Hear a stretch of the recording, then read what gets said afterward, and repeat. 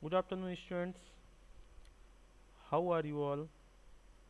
I hope all are fine and very safe at your home, right? Good. So, I am Manoj Kumar Gupta, Assistant Professor, Department of Computer Science, Pentium Point Technical College, Rewa. आज मैं आपको online video lecture के माध्यम से फाक्सप्रो में database table create करने के बारे में बताऊंगा। फाक्सप्रो में डेटाबेस क्रिएट करने के लिए हम क्रिएट कमांड का यूज करते हैं। फाक्सप्रो में जो डेटाबेस फाइल बनती है उसे हम टेबल कहते हैं। आइए हम देखते हैं कि एक डेटाबेस फाइल या डेटाबेस टेबल फाक्सप्रो में कैसे जनरेट करते हैं। सबसे पहले हम स्टार्ट में जाते हैं, ऑल प्रोग्राम्स में माइक्रोसॉफ्ट विजुअल स्टूडियो 6.0, फिर माइक्रोसॉफ्ट विजुअल फाक्सप्रो 6.0। इस प्रकार हम इसको ओपन करेंगे। ओपन करने पे आप देखेंगे कि यहाँ पे आपको दो विंडो दिख रही है, एक मेन विंडो है और एक कमांड विंडो है ना। अब यहाँ पे आप क्या करेंगे कि कमांड आपको टेबल बनाने के लिए, डेटाबेस टेबल बनाने के लिए यहाँ पे हम कमांड टाइप करेंगे और जो उसका रिस्पॉन्स होगा, जो हमारा ये रिमेनिंग एरिया है यहाँ पे प्रदर्शित होगा, है ना। हम यहाँ पर डेटाबेस टेबल बनाने के लिए क्रिएट कमांड लिखेंगे। क्रिएट टेबल नेम जैसे हमने दे दिया emp या स्टूडेंट दे दिया, इंटर किया। जैसे ही आप क्रिएट कमांड को रन करेंगे वैसे ही आपके सामने यहाँ पर स्क्रीन में टेबल डिजाइनर विंडो ओपन हो जाएगी। ठीक है, आप यहाँ पे देख सकते हैं कि टेबल डिजाइनर विंडो ओपन है और यहाँ पे बगल में लिखा हुआ है file name student.dbf। Student name यहाँ कहाँ पे कैसे आया? ये जो हमने यहाँ पे क्रिएट टेबल नेम स्टूडेंट दिया है या डेटाबेस फाइल नेम स्टूडेंट दिया है, ये स्टूडेंट नेम है और dbf फाइल का एक्सटेंशन नेम है।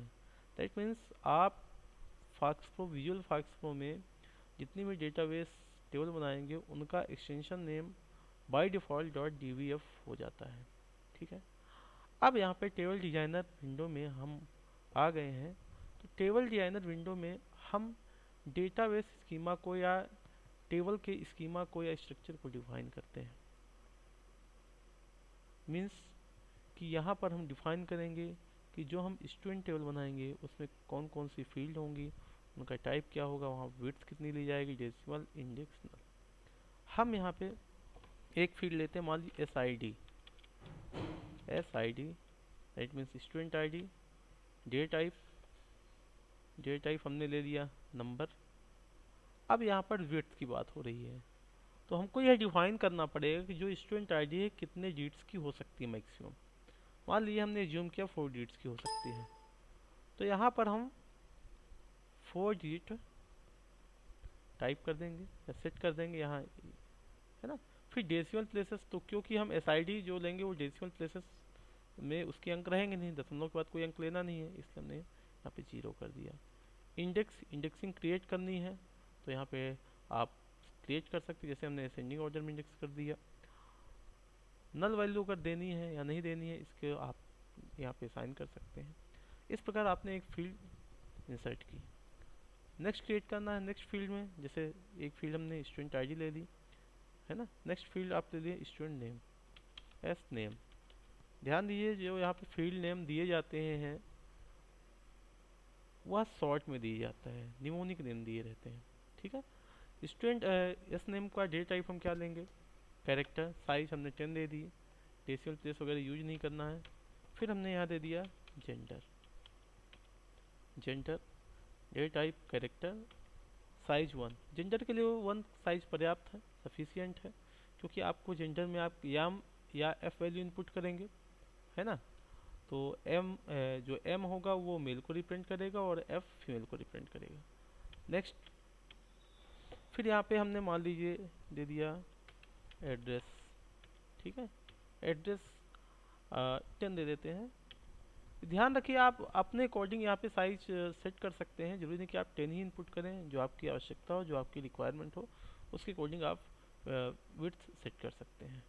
अब आपको मान लीजिए यहाँ पे एक और फील्ड इंसर्ट करना है, ठीक है, तो आप यहाँ पे इसको सिलेक्ट करके आप इंसर्ट कर सकते हैं। ये देखिए यहाँ पे न्यू फील्ड आ गई, यहाँ पे दे सकते हैं, जैसे आपको देना DOB, डेट ऑफ बर्थ, है ना, इसको आप इसका यहाँ पे डेटा टाइप देख लीजिए, टाइप कौन कौन से हैं, character, currency, numeric, float, date, date time. तो डेट ऑफ बर्थ के लिए कौन सा आवश्यक है हमारे लिए, डेट टाइप सुटेबल रहेगा, यहाँ पे हमने कर दिया। किसी फील्ड को हटाना है तो यहाँ सेलेक्ट करके आप डिलीट भी कर सकते हैं। तो चलिए, हमने अपने जो डेटाबेस टेबल हम बनाने जा रहे हैं उसमें हमने अभी 5 फील्ड ले लिया है, ठीक है। अब जब हमारा डेटाबेस फील्ड डिसाइड हो जाए तो हम इसको सेव कर देते हैं। फिलहाल मैं आपको एक महत्वपूर्ण चीज़ बता दूं कि जो ये आपने डिफाइन किया है यहाँ पे, ठीक है, क्या डिफाइन किया है, student.dvf के अंदर जो आपने फील्ड नेम डिफाइन किया है, डेटा टाइप डिफाइन किया है, width, decimal places, index define किया है, इसे हम डेटाबेस टेबल का स्ट्रक्चर या स्कीमा कहते हैं। क्या कहते हैं, डेटाबेस टेबल का स्ट्रक्चर या स्कीमा कहते हैं। तो यहाँ पर हमने डेटाबेस स्ट्रक्चर को, डेटाबेस टेबल के स्ट्रक्चर को डिफाइन किया है। जैसे आपका डेटाबेस स्ट्रक्चर डिफाइन हो जाए तो आप इस डेटाबेस फाइल या डेटाबेस टेबल को सेव करिए या ओके कर दीजिए। आपकी डेटाबेस टेबल क्रिएट हो चुकी है। अब वह डिमांड कर रहा है इनपुट डेटा रिकॉर्ड्स नाउ। क्या आप यहाँ पर रिकॉर्ड्स को इनपुट करना चाहते हैं? अगर आप यस करेंगे तो रिकॉर्ड्स इनपुट के लिए डिमांड करेगा आपसे, नो करेंगे तो डिमांड नहीं करेगा। हम यस कर देते हैं। देखिए, जो जो हमने फील्ड वहाँ पे डिफाइन की थी, SID, S name, gender, DOB, address, सारी फील्ड हमको दिख रही है। हम यहाँ पर वैल्यू फिल करना स्टार्ट करते 1001, 4 कैरेक्टर से अब नहीं लेगा। नेम हमने दे दिया Himanshu, gender male, date of birth 5/2/2000। यहाँ पे जो डेट ऑफ बर्थ लेगा वो सिर्फ 2 डिजिट्स मिलेगा, है ना। जैसे आपको यहाँ पे 99 करना है ना, इस तरह से, या 521999 इस तरह से डी लेगा अपने आप, ठीक है। एड्रेस रीवा, ऐसे ही और रिकॉर्ड एंट्री करना हो तो आप इनपुट करते रहिए। यहाँ पे Kusum, gender female, date of birth 1198, इस प्रकार आप एंट्री करेंगे, है ना। तो हमने 2 रिकॉर्ड इनपुट किया। आप जैसे इनपुट करते हैं वो कंटिन्यू आता जाएगा। रिकॉर्ड इनपुट करने के बाद आप इसको क्लोज कर दीजिए, ठीक है। अब मान लीजिए आपको यहाँ पे आवश्यकता है कि जो आपने टेबल बनाई उसके रिकॉर्ड्स को देखना, तो उसके लिए हम लिस्ट कमांड का प्रयोग करेंगे, LIST, लिस्ट कमांड। देखिए, हमको ये सभी रिकॉर्ड दिख रहे हैं। हमने फर्स्ट रिकॉर्ड हिमांशु का इनपुट किया था, सेकंड रिकॉर्ड कुसुम के लिए प्रिंट किया, इनपुट किया था, है ना, ये दिख रहा है। अब मान लीजिए आपको यहाँ पे आवश्यकता है कि जो फील्ड की साइज आपने यहाँ पर डिफाइन करके रखी है स्टूडेंट नेम में 10, है ना, आप उसको इंक्रीज करना चाहते हैं या कुछ चेंजेस करना चाहते हैं, या डेटाबेस स्कीमा में कोई चेंजेस करना चाहते हैं, या आप टेबल के स्ट्रक्चर में चेंजेस करना चाहते हैं, तो उसके लिए हम मॉडिफाई स्ट्रक्चर कमांड का प्रयोग करेंगे, ठीक है।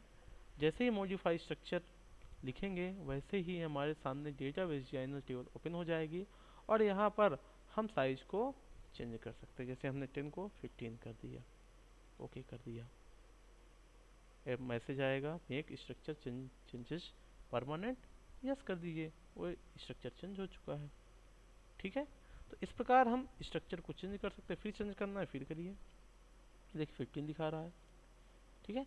इस प्रकार हम टेबल बनाते हैं, उसके स्ट्रक्चर को चेंज कर सकते हैं।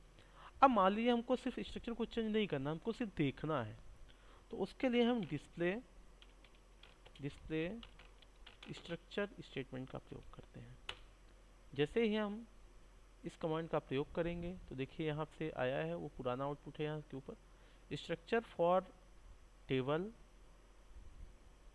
और यहाँ पे location, structure for table, table के स्ट्रक्चर, और यहाँ पे लोकेशन बता रहा है फर्स्ट रो में हमारी जो फाइल बनी है स्टूडेंट डेटाबेस की, वो कहाँ स्टोर हो रही है, सी ड्राइव में program file Microsoft visual studio के अंदर VFP98 फोल्डर के अंदर ये बन रही है।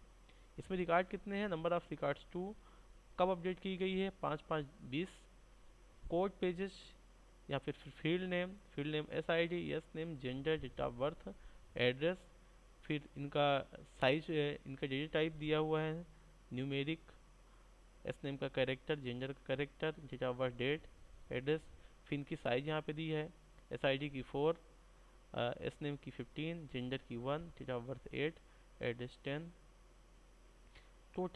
टोटल जो साइज ले रहा है ये 40 बाइट्स का स्पेस ले रहा है। ठीक है, तो इस प्रकार हम यहाँ पर आसानी से डेटाबेस टेबल क्रिएट कर सकते हैं, उसके स्ट्रक्चर में, डेटाबेस टेबल के स्ट्रक्चर में चेंजेस कर सकते हैं और उसके स्ट्रक्चर को आसानी से देख सकते हैं। इस प्रकार आज के इस वीडियो लेक्चर में हमने फाक्सरो में डेटाबेस टेबल क्रिएशन, मॉडिफिकेशन और डेटाबेस स्ट्रक्चर के को देखने के लिए कमांड्स के बारे में सीखा। नेक्स्ट वीडियो लेक्चर में हम आपको बताएंगे कि टेबल में रिकॉर्ड्स इनपुट के लिए करने के लिए कौन कौन सी कमांड्स का प्रयोग करते हैं और कैसे किन कमांड्स के द्वारा हम रिकॉर्ड्स को देखते हैं।